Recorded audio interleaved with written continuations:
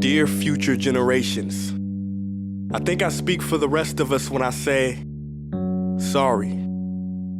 Sorry we left you with our mess of a planet. Sorry that we were too caught up in our own doings to do something. Sorry we listened to people who made excuses to do nothing.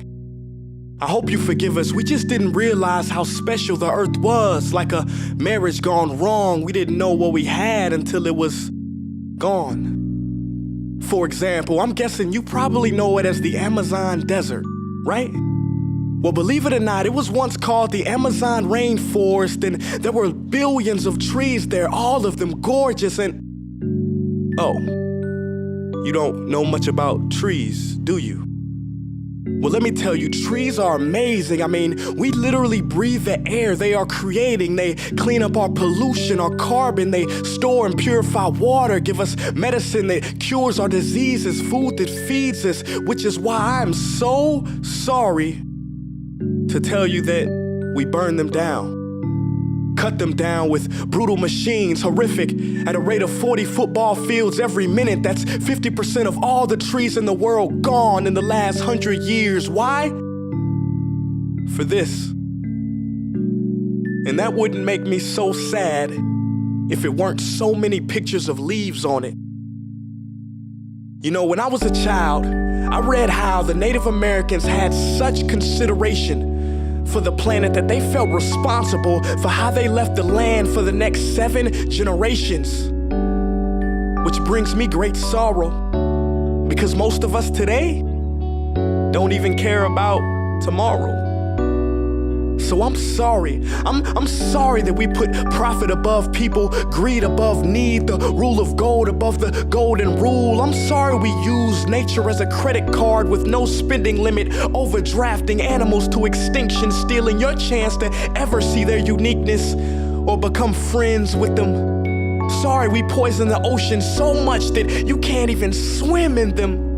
But most of all, I'm sorry about our mindset, 'cause we had the nerve to call this destruction progress. Hey Fox News, if you don't think climate change is a threat, I dare you to interview the thousands of homeless people in Bangladesh. See, while you were in your penthouse nestled, their homes were literally washed away beneath their feet due to rising sea levels. And Sarah Palin, you said that you love the smell of fossil fuels. Well, I urge you to talk to the kids of Beijing who are forced to wear pollution masks just to go to school. See, you can ignore this, but the thing about truth is, it can be denied, not avoided.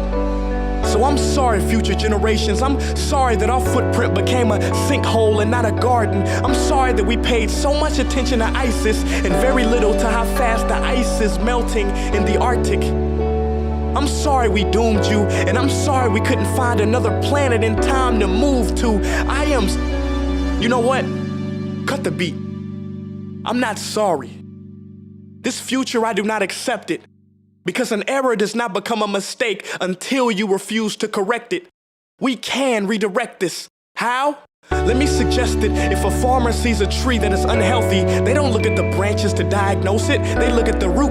So like that farmer, we must look at the root, and not to the branches of government, not to the politicians run by corporations. We are the root, we are the foundation. This generation, it is up to us to take care of this planet. It is our only home. We must globally warm our hearts and change the climate of our souls and realize that we are not apart from nature, we are a part of nature. And to betray nature is to betray us. To save nature is to save us. Because whatever you're fighting for, racism or poverty, feminism, gay rights, or any type of equality, it won't matter in the least. Because if we don't all work together to save the environment, we will be equally extinct. Sorry.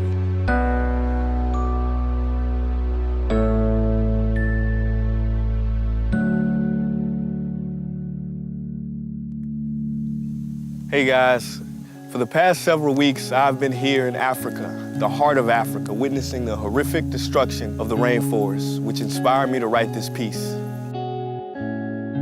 Why are forests being destroyed at such an enormous rate? For this, Today we live in a world where destroying trees makes you money. So what can we, normal people, do about it? One way to directly fight the destruction is to stand for trees.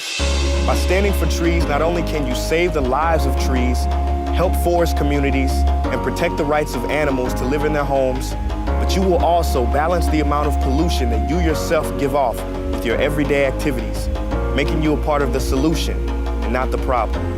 This is the option that I chose. But whatever way that you choose to stand for trees, do it.